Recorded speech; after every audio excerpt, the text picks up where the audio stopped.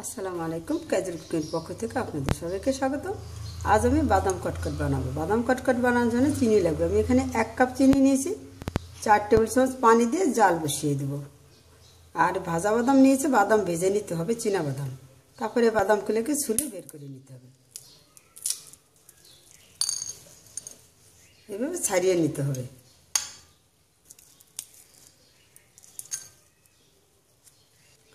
বাদাম সবগুলো ছাড়িয়ে নেওয়ার পরে এইভাবে লাল খোসাটাকে ছাড়িয়ে নিতে হবে। এইভাবে জাল উঠিয়ে নিতে হবে। আমি লাল চিনি দিয়েছি, আপনারা সাদা চিনি দিতে পারবেন। তবে এই বাদাম কটকটটা একটু লাল হয়, লাল চিনি দিলে দেখা যাবে তাড়াতাড়ি সুন্দর এরকম জাল উঠে লাল হয়ে যাবে।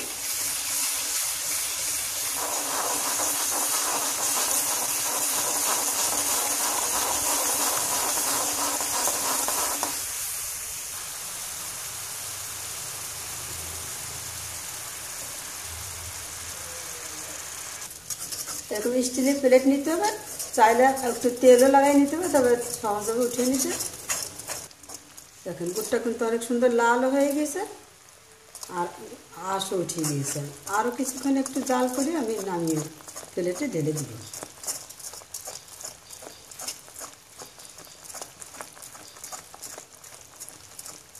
পুরোপুরি আঁশ উঠিয়ে নিতে হবে, তাহলে হয়তো বাদাম কটকট মানে অনেক শক্ত হবে, আর যখন আপনারা খাবেন তখন কটকট করবে।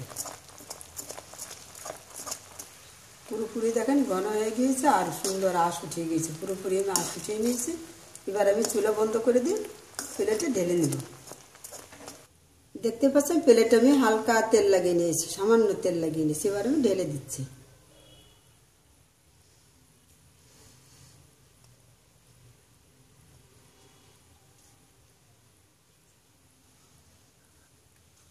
এবার আমি সেই বাদামগুলো দিয়ে দিচ্ছি।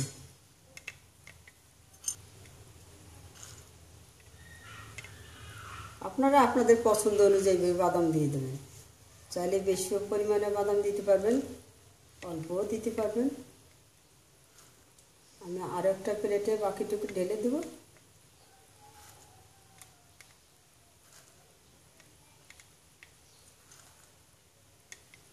বাদাম দেওয়ার পর এইভাবে কিছুক্ষণ রেখে দিতে হবে। এইভাবে রেখে পুরোপুরি ঠান্ডা করে নিতে হবে। আপনারা চাইলে ফ্যানের নিচেও রেখে ঠান্ডা করে নিতে পারেন। ঠান্ডা হয়ে গেলে এইভাবে একটা ছুরি দিয়ে আগলা করে নিতে হবে, তাহলে উঠে যাবে।